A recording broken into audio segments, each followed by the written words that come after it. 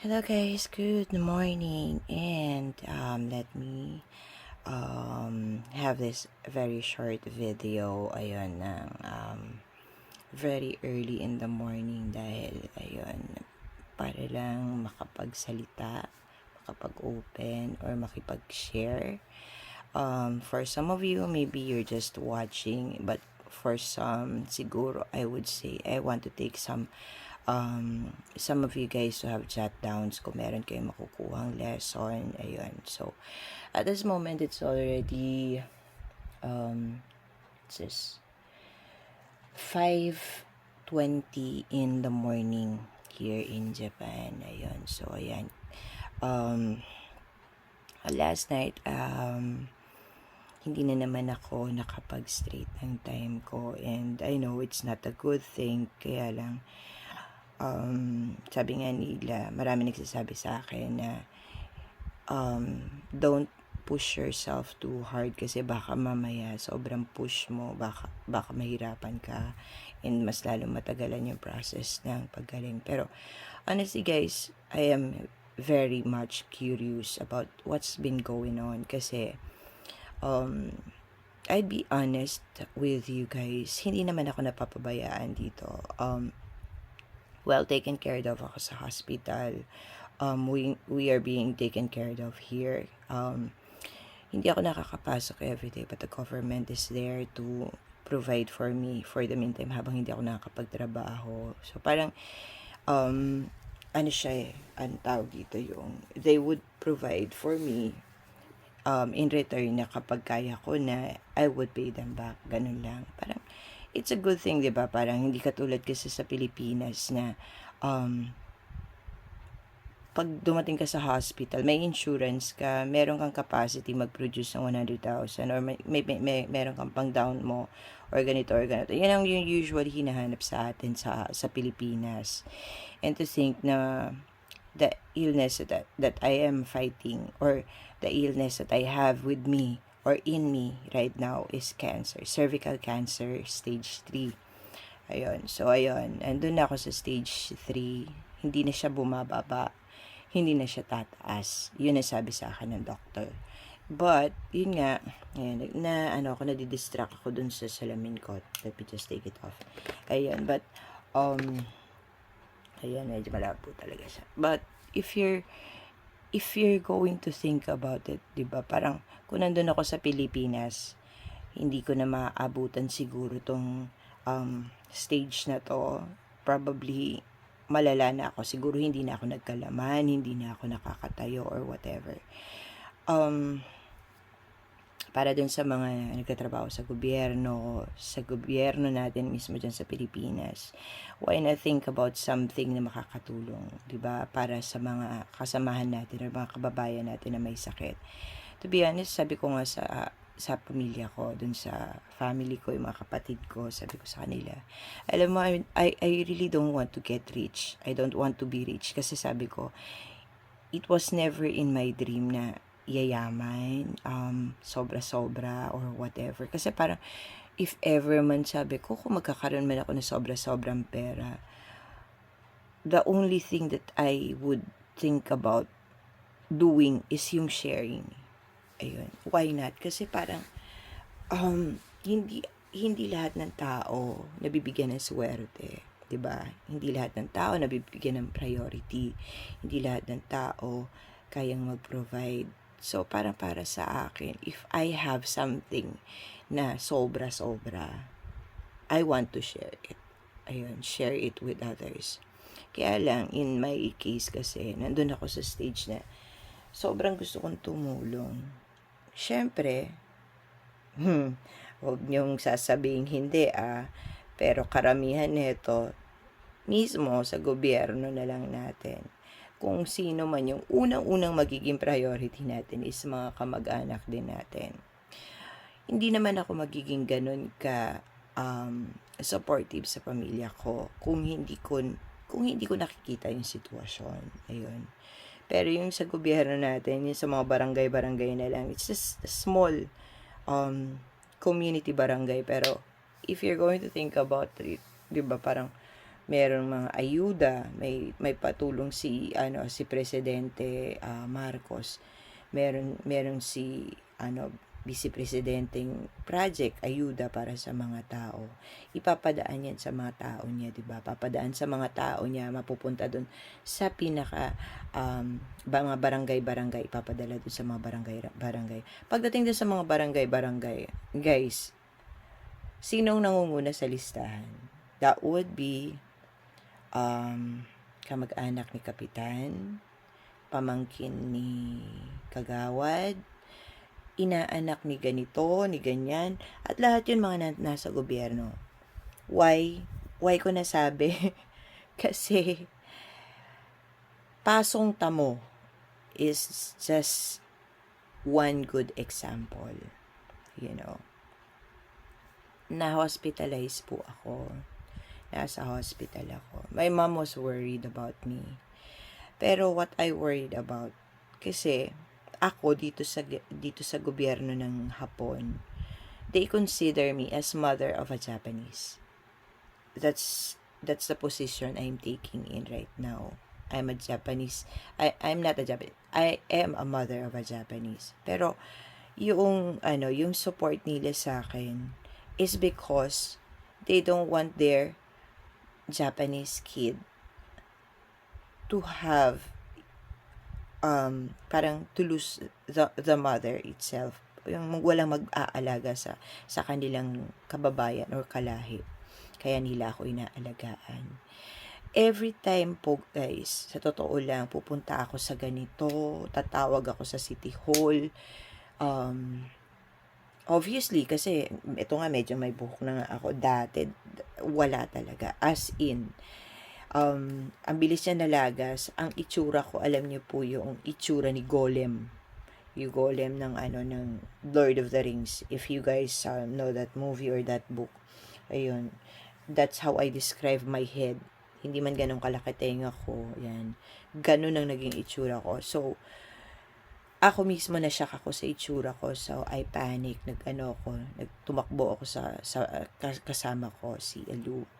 Talagang umiiyak ako kasi I was given the instruction to be ready. But still, nung nandoon na, I was shocked. Ayun.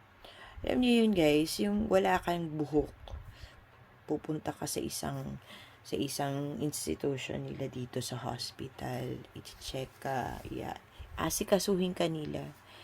Hindi ka nila tatanungin kung may pera ka sa bulsa mo. Hindi ka nila tatanungin kung meron kang ibabayad sa kanila. All they have to just ask you is that if you have the provided ID. ID lang guys. Kung naka-register ba ako dito sa barangay nila or dito sa town nila. Yun lang yun. They haven't looked for anything else. Hindi nila chinek kung passport ko kasi obvious naman, mukha naman akong Pilipina, di ba? So, hindi na nila chinek yon.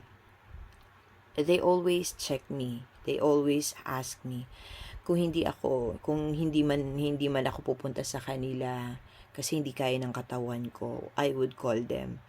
Pupunta ako, tatawag ako ng hospital, tatawag ako ng City Hall. Unang-unang tanong sa akin, kumusta ka na? Ganito, ano na nangyari sa'yo? Meron ba kami maitutulong sa'yo ngayon? Ano bang necessary na pangangailangan mo ngayon? Ganito sila dito guys. And when they say solo parent, mga magulang na nangangailangan ng tulong, hindi nila binibilang yan. Hindi nila binibilang. They would really give it to the proper necessary person. Yun. Hindi mo mararamdaman yan sa Pilipinas. Yun. So, that's why noong time na nandito pa rin naman ako sa stage na ganun. Hindi ko natapos yung trabaho ko. Umuwi na naman ako. Hindi ko na naman alam kung kakayanin ko na naman bukas. Alam mo yun, every day is a challenge for me. Kasi, alam nyo guys, hindi ko pa rin alam kung ano tong nararamdaman ko kasi yung cancer, yung mismong bilog niya, yung mismong cancer na tumubo sa akin ngayon, hindi naman daw kalakihan. hindi kalakihan. Pero dito kasi wala silang, wala silang measurement na binibigay sa'yo like dyan sa Pilipinas eh. Nung time na sinabi nila na the last chemotherapy ko is medyo lumiit lang siya. Good thing na para sa kanila yon, lumiit siya. Half ang iniliit niya. So it means merong natira. But the thing is, meron akong pain na nararamdaman, which is really bothering kasi it affects my daily life. Ayun. Every time in pain ako, hindi ko malaman kung ano ipupwesto ko sa sarili ko. Hindi ko alam kung paano ako matutulog. Kasi para akong turumpo na hindi ko maiintindihan kung saan ako iikot. Ayun.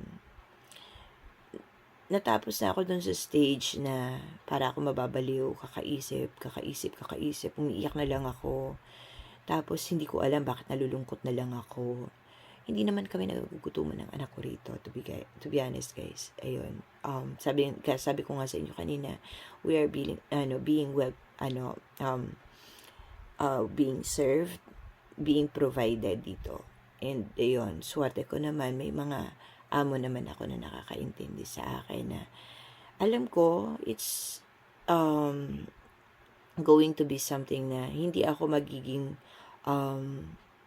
tulong sa business. Pero alam mo yon, they still could understand yung situation ko. Ayun. So, hanggat kaya ko, every Friday and Saturday talagang pinipilit kong pumasok. Kasi, syempre, alam niyo naman, sa umisi, hindi natin alam pag busy o magbibisi ang umisi or what. Ayun, di ba? So, ayun, tumutulong ako pag kaya ko. And, yun, sabi ko nga, ang hirap ng sitwasyon kasi hindi nila makita ngayon kung ano yung cause of pain ko. But they guaranteed me na yung tumor or yung cancer is hindi siya ang cause of pain. Ayun. Right now, to be honest, langong-lango na ako, sa totoo lang, sa mga pain relievers ko. Hindi ko na alam kung paano ako tatayo, uupo kapag nakakaramdam ako ng pain. And gaya ng sabi ko, hindi lang ako nag-iisa dito. I'm a mother of a healthy young boy. And to be honest, laging siya talaga yung numero 1 apektado sa nangyayari sa akin. Why? Yung iisip ko, yung gulo ng utak ko, usually siya naapektuhan kasi siya yung kasama ko. Ayun. So, ano bang masasabi ko? Alam nyo guys, para sa mga taong may pinagdadaan ng sakit, minsan hindi na kami yung gustong magalit. It's our feelings, yung mismong katawan namin. That's why I keep on telling my son, kapag iba na ang takbo ng utak ni mama, pag nakikita mo nag-iiba na ang itsura ni mama, hindi ko alam kung nakikitaan niya na ako ng sungay, ng pangil, ng pakpak o ng buntot, o nakikita na niya akong kulay violet, kulay pula or whatever, sinasabihan ko na lang siya na, anak, pagpasensya mo na si mama, o kaya, anak, pumunta ka na sa kabilang kwarto, wala namang gumagamit dun sa kabilang kwarto. Ayun, yun ang sitwasyon namin mag-ina. And I am really lucky na sa batang edad ng anak ko, he knows and he understands my case. Minsan ako na lang ang umiiyak para sa kanya kasi naawa ako. Kasi walang nanay ang gusto magalit sa anak. Walang nanay ang gusto na mahirapan ng anak niya, di ba? That's the main reason bakit kami nandito sa Japan. That's the main reason na kailangan kong i-take yung sufferings mag-isa. Or rather than kasama yung anak ko. Kasi I want my son to be provided with enough education, proper education as he needs, na lalo na't may sakit ako. I want to be treated equally when it comes to work kahit na alam nila na I would not be equal with those who are physically healthy. Ayun.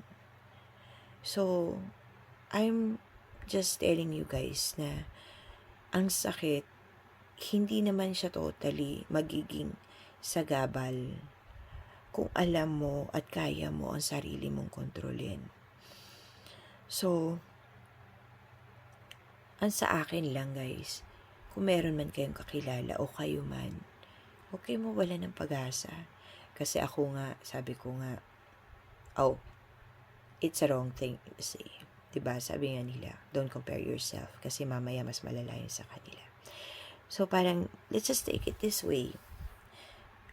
Kung gaano man kahirap yung pinagdadaanan natin, diba? God has His ways and I know my God will save me. Ang hirap guys, sa totoo lang, ang hirap. Hindi ka makatulog, hindi ka makapagtrabaho ng maayos. Minsan, kahit magme-makeup ka na lang, hindi mo pa malaman kung ano yung makeup mo sa sarili mo. Kaya minsan sinasabi ng mga kasamahan ko, para maaliwala sa makeup mo ngayon. Okay ang itsura mo ngayon. Okay ang itsura mo nung isang araw. Kasi parang, alam mo yun, hindi lang yun sa nararamdaman kasi. Alam mo yun. Pati minsan sa mukha mo, it will reflect. Kaya, guys, kung sino man sa inyo yung may kakilalang may pinagdadaanan, kung hindi nyo man kayang advisean, dyan na lang kayo sa tabi niya. Makinig na lang kayo. Listening is going to be a big help to those people just like me. Kasi yun yung kailangan namin. Yung makikinig sa amin. Makikinig doon sa mga hinanakit namin na alam namin na hindi ninyo matutulungan. Hindi ninyo kayang sagutin kasi wala naman kayong sakit na katulad ng sa amin. Diba?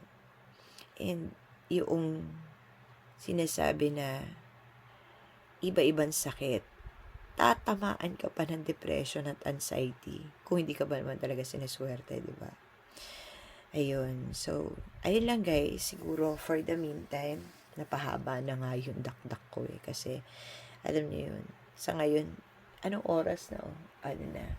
It's already 5:35. No, 5:36 na actually dito sa Rilon. Pero, nandito yung ngut-ngut. Hindi ko na naman alam. Iinom na naman ako ng gamot. Makikinig ba to? Ano ba? Kaya, parang alam niyo yun guys. It's not really easy.